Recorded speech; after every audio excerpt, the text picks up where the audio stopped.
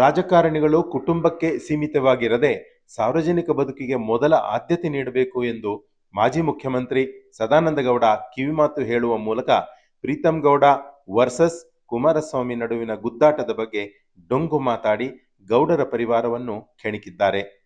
ತಮ್ಮ ಪರಿವಾರದ ವಿರುದ್ಧ ಕತ್ತಿಮಸೆಯುತ್ತಿರುವ ಪ್ರೀತಂ ಗೌಡನನ್ನು ಮುಂದಿಟ್ಟುಕೊಂಡು ಬಿಜೆಪಿ ಮೂಡಾ ಹಗರಣದ ಪಾದಯಾತ್ರೆ ಮಾಡುತ್ತಿದೆ. ಈ ಪಾದಯಾತ್ರೆಯ ನೀಲನಕ್ಷೆ ಮಾಡುವಾಗ ಜೆಡಿಎಸ್ ಪಕ್ಷವನ್ನು ವಿಶ್ವಾಸಕ್ಕೆ ತೆಗೆದುಕೊಳ್ಳಲಿಲ್ಲ. ಮೈತ್ರಿ ಧರ್ಮ ಪಾಲಿಸದೇ ಇರುವವರ ಜೊತೆಗೆ ತಾವೇಕೆ ಭಾಗಿಯಾಗಬೇಕು ಎಂದು ಅಸಮಾಧಾನದ ಬಾಂಬ್ ಹಾಕಿದ್ದರಲ್ಲ ಕುಮಾರಸ್ವಾಮಿ.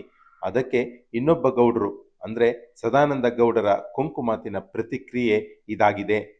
ಈ ಕೊಂಕು ಮಾತಿನ ನಡುವೆ ಸರ್ಕಾರದ ಖಜಾನೆ ಕೊಳ್ಳೆ ಹೊಡೆದಿರುವ ಮತ್ತು ಸರ್ಕಾರಿ ಜಮೀನು ನುಂಗಿ ಹಾಕಿರುವ ಭ್ರಷ್ಟ ರಾಜಕಾರಣಕ್ಕೆ ಅಂಕುಶ ಹಾಕಲೆಂದು ಕೈಗೊಳ್ಳುತ್ತಿರುವ ಬೆಂಗಳೂರು ಟು ಮೈಸೂರು ಮೂಡಾ ಕಚೇರಿ ಪಾದಯಾತ್ರೆ ಜನರ ಹಿತದೃಷ್ಟಿಯಿಂದ ನೋಡುವುದಾದರೆ ಸದಾನಂದ ಗೌಡರ ಮಾತು ಸತ್ಯವೇ ಆಗಿದೆ. ಸದಾನಂದರ ಈ ಸಲಹೆ ನೋಡುವುದಾದರೆ ರಾಜಕೀಯದಲ್ಲಿ ತಮಗೊಬ್ಬ ಹಿರಿಯಣ್ಣನೆಂದು ನಗುಮುಖದ ಸದಾನಂದ ಗೌಡರನ್ನು ಪರಿಗಣಿಸಿ, ಶಾಸಕ ಪ್ರೀತಂ ಗೌಡರ ವರ್ತನೆಯನ್ನು ಕಡೆಗಣಿಸಿ, ಕುಟುಂಬ ರಾಜಕಾರಣದ ಪರಿಮಿತಿಯಿಂದ ಹೊರಗೆ ಬಂದು ಕೇಂದ್ರ ಸಚಿವ ಕುಮಾರಸ್ವಾಮಿ ಸಾರ್ವಜನಿಕ ಜೀವನವನ್ನು ಮತ್ತಷ್ಟು ಜನಪರಗೊಳಿಸಿಕೊಳ್ಳುವುದು ಸೂಕ್ತವೆಂದನ್ನಿಸುತ್ತದೆ. ನ್ಯೂಸ್ ಡೆಸ್ಕ್, ವಿಶ್ವ ಪ್ಲಸ್ ಟಿವಿ. ವಿಶ್ವ ಪ್ಲಸ್, ಜನಹಿತಕ್ಕಿದು ಜ್ಞಾನದ ಜಾಲ.